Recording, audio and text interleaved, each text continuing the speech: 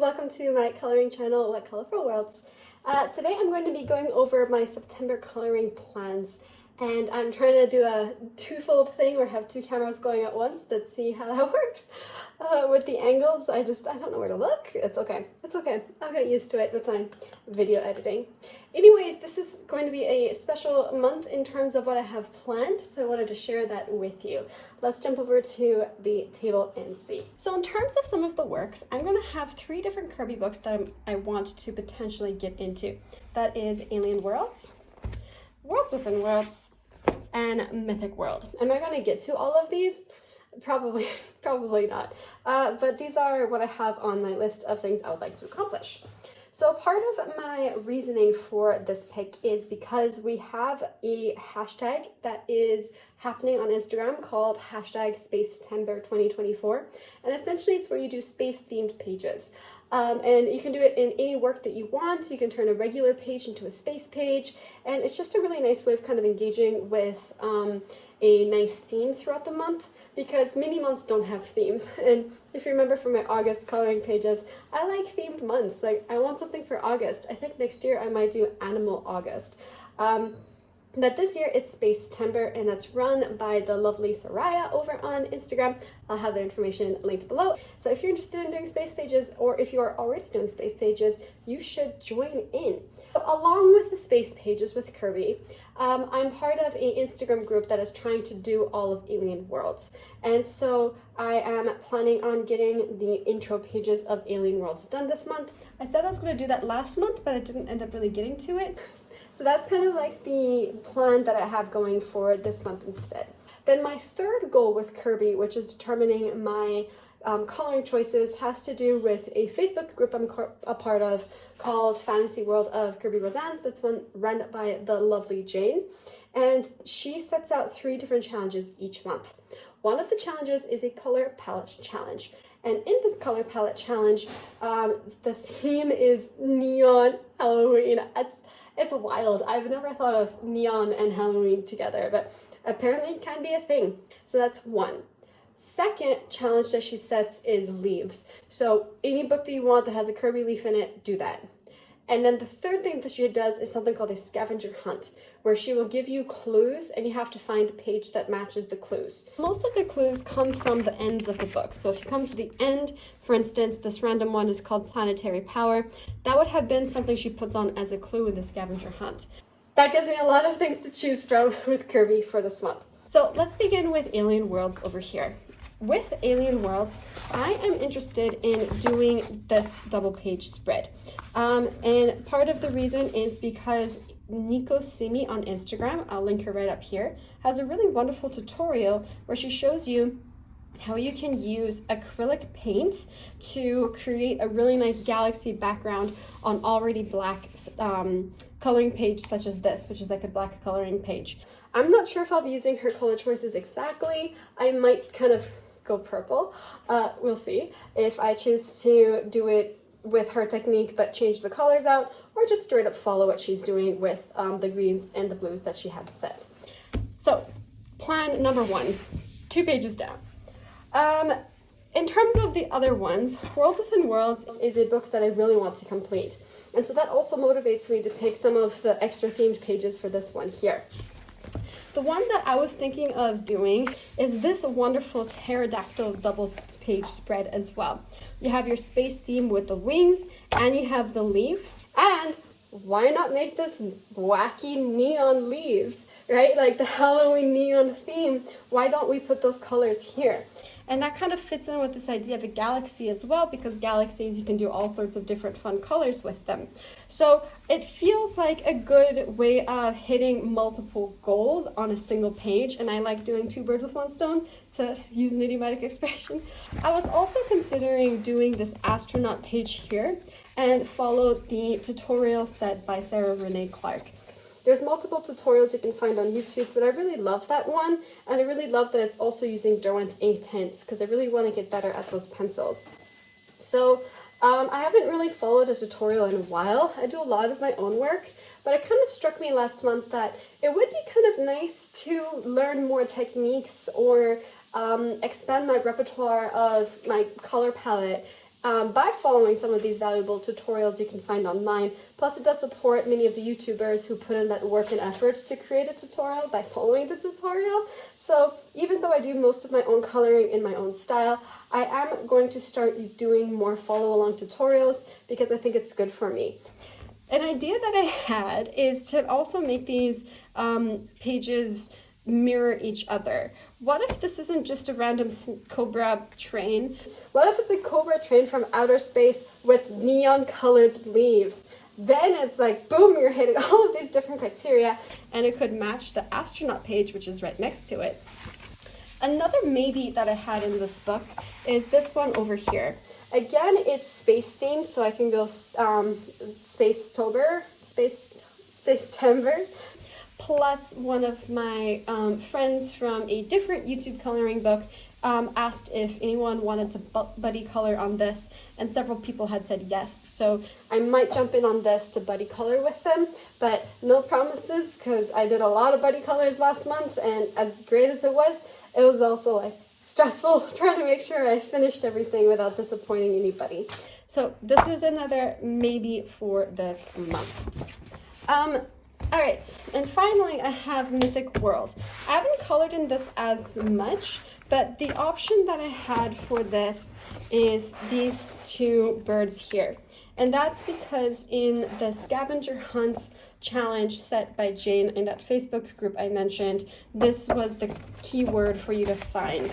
So in the back you can see what it was. It's page 50 or something. Yeah.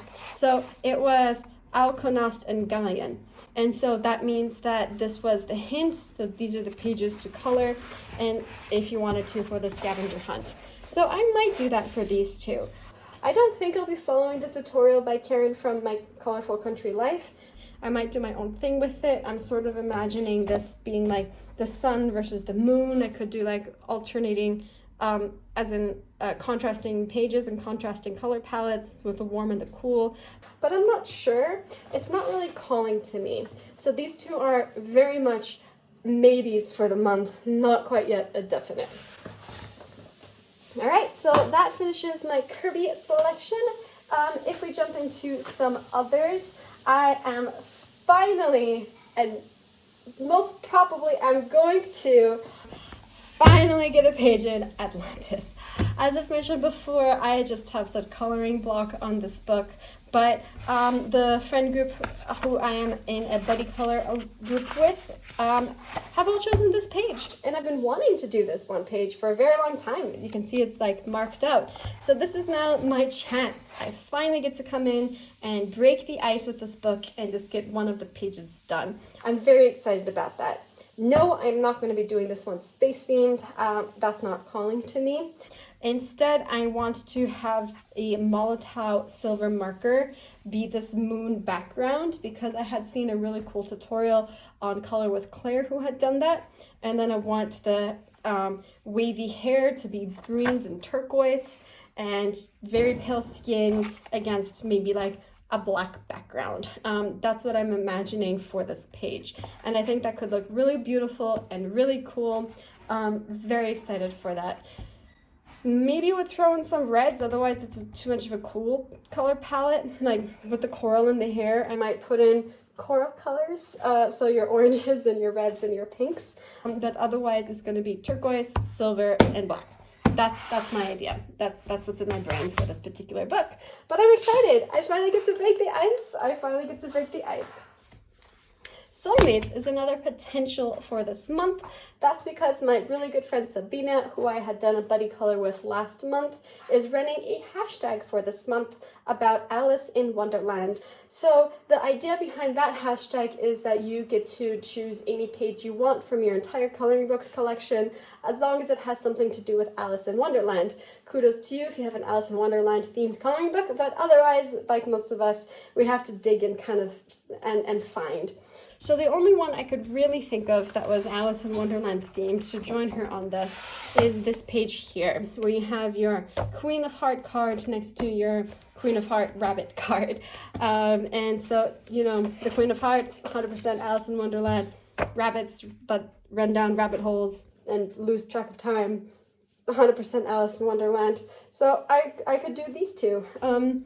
I'm going to still slightly put these on my maybe list than my absolute definitive yes list, because I do have a lot going on, but it could be nice, it could be cool, and it could just be like a nice, quick, easy thing to do with a red, white, and gold palette for all of them. I think it could be really pretty. It could be pretty.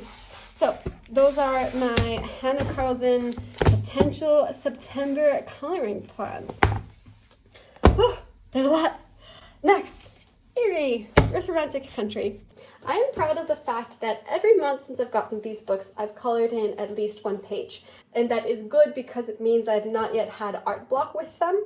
And it means I get to kind of explore her style. So as I've mentioned in the completed pages video I just released, I have a bit of a hard time with the thickness of her line work, and I keep trying to cover it up. So I'm glad I'm still going to work in this to kind of figure out how do I want to approach her pages, and how can I use it to explore multimedia. So the page that I'm going to be doing is this one over here, and this is something or other about Manon's flowers setting up for springtime. I don't know the exact definition because my descriptions are all in Japanese, but that's sort of what I remember from my quick Google Translate that I had done. But with the Manon's Flower Shop, it's a spring page. And so it could be a better one to set up in spring, but at the same time, the one I did last month was also a spring page, and I don't think there's anything wrong with coloring out of season. Sure, it could be nice to concentrate seasonal pages and like save them for the correct season, but you know, bright, beautiful colors, why not go for them? Especially since next month is going to be a darker Halloween, orangey, autumn, fall themed palette in general, and then after that you jump into Christmas. So it's nice to throw in a couple off-seasonal ones too to break up the color palettes. Yeah, and I'm also doing this because it is a buddy color, and it's a buddy color with Amy Ward Art, also on YouTube and Instagram. I'm very excited to do this buddy color with her and get to know her a tiny bit better in the process, and also learn something from her because she does a phenomenal job with just really vibrant, bright color palettes and using Derwent ink tints. She's very good at figuring out her own pencils, so I definitely can learn from that. I did some research on this page, and I think what I'll be doing is putting in some kind of path here, because some of the ones that I saw that I loved had this kind of pathway, and I've added all of these to my Pinterest Erie inspiration board that is linked in my description box, so you can see that if you wanted to see my where I hold my image references. So yeah, nice spring color palette, bright blue sky, some kind of pathway here so that, you know, it's separating the grass from the pathway. And yeah, just figure out the media when I get there. Mixed media, Derwent ink tints, maybe some polychromos pencils. I'll find out. But that's what I'm doing with Erie, the second tail. I still need to fill in Erie, the first tail. I haven't colored in that one yet, but that's gonna have to wait. All right, finally, Johanna Basford, 3 potential books from Johanna Basford. Let me break this down. I have not really done much in Little Victories. I did do this one where I was exploring my color cube palette plus my soft pastels. I did do this one where I was exploring a technique of doing the galaxy background with the whiteout lines that you saw online a lot, and this one I was sort of following the one by Barbara Color, not really because it was on a different page, but I did transfer over, and that's it. And I'm, again, art block, intimidated. There's so many people doing so many cool things in Small Victories that for me, I feel like unless it's like phenomenally extraordinary, it's not going to be great, which is really bad to put that pressure on you for a hobby, especially. It's silly. But to relieve some of that pressure, I thought that maybe what I could do is flip it on its head. Like I mentioned, there's so many people doing amazing and phenomenal colorings in here, and many of them have tutorials online. Use this as my practice book to learn new techniques.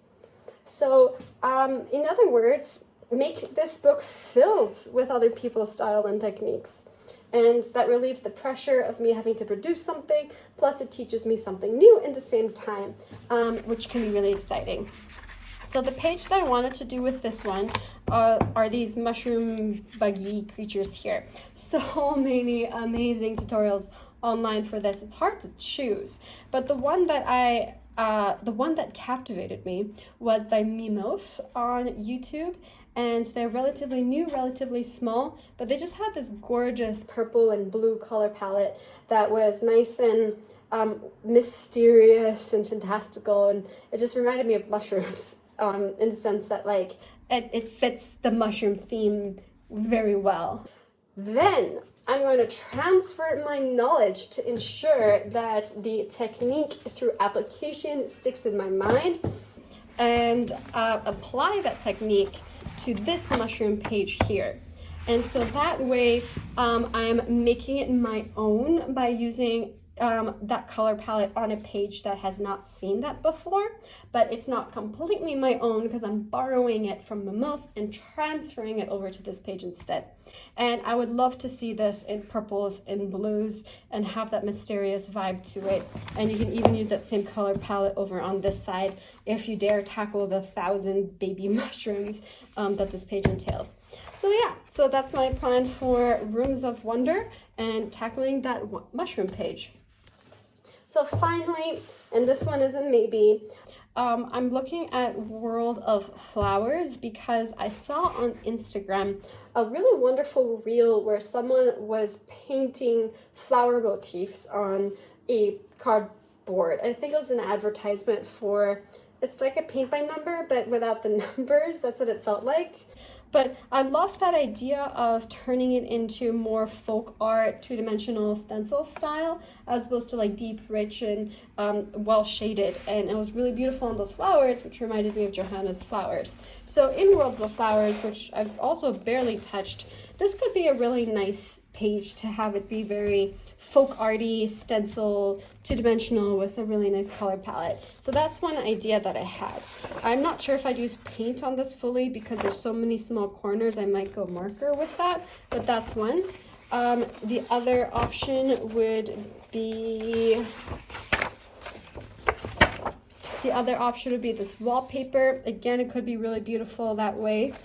And then the final option would be this one. So take what would be otherwise a simpler page that is just a washed bouquet of flowers and make it interesting by having it be that kind of art stencil. That's kind of what's nice about this idea too of pre-planning my pages for the month. Honestly, I don't really do that. I haven't really been doing that. It's kind of, I know I want to do a couple pages and the rest I figure it out as I go along. But making these videos and really being proactive with creating buddy colors has been wonderful and kind of expanding that selection. That said, I'm not going to color all of these, don't expect that, but it will be fun to get as much done as I can. With a caveat. So last month was a bit tough to get as much done as I wanted since I started like a week and a half late, so I only had like 2.5 weeks to do everything. And I also started work up again, and if any of you are teachers, you understand back to school is exhausting. There's so much that goes into pre-planning a unit, learning everyone's names. Like the initial lessons you said really set the tone for the whole year, so you put a lot of work and effort into that. And I also adopted a kitten, and so it was just a busy month. This month is theoretically less busy, and I do have the whole month to color, except for the fact that I might be signing up for art school, which would be exciting. So as some of you know, I live in Belgium, and in Europe they have these things called ateliers, which are workshops, I guess, that are run by the commune or the neighborhood that you live in. And the best equivalent I could think of for at least America is adult community education classes, which are often run through school networks.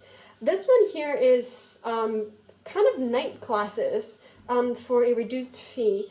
And so you'll be in the atelier learning whatever you want for whatever you've signed up for a whole year. And you're expected to attend between 3 to 4.5 hours every week of class at night. and at the end of the year have a showcase of everything you've learned. So it is a wonderful, wonderful way to have that instruction and that community, which I've been lacking since I haven't really, like, I don't really know how to draw well. I haven't done drawing 101. I have a sketchbook where I have practiced things from like the internet or different workbooks that I've done, but it's hard to also be motivated to do it. Like coloring, it's fun. You can have a finished product at the end of a page. It's very colorful. With drawing, it's often, oh my God, this eye does not look like an eye. This face is a smushed pumpkin, right? You get way more critical because you're in the early stages of learning. So it's a nice opportunity, I think, for me to kind of be held accountable to learn, plus have the professional instruction for a very reduced price, and not have to take time away from work since it'll be evening classes, Mondays, Tuesdays, and Wednesdays. So what that means is if I get in, it'll be wonderful. I'll have a huge learning curve and growth in terms of producing my own work. I'm going to do the Drawing 101 version that they have because I really feel like having a good solid understanding of drawing is necessary before I can take what I really want to take, painting 101. So drawing has to come first before painting. In my mind, that's how it is. And I'm excited. It's going to be hard, a huge time commitment, but if I get in and it works out, it will be amazing. If I don't get in, pretend I didn't say anything and don't ask. But if it works out, it will be very good for me. But it shall also kind of limit my time to color. Just a bit though, if you think about it. Like, I mean, sure, I'll be in art classes Monday, Tuesday, Wednesday, but there's still Thursday, Friday, Saturday, and Sunday to get some coloring done. Anyway, that is it for me. Out of all of my different books, I have 1, 2, 3, 4, 5, 6, oh my goodness, 7, 8, 9 different potential books to color in this month. That should give me at least a good 7 pages done this month, and that's my average. Yes, I do cheat and call double page spreads 2 pages because it's double the work, so give credit where credit's due. But yeah, it should be a good month. Anyway, thank you so much. I hope you have a wonderful day and happy coloring. Bye.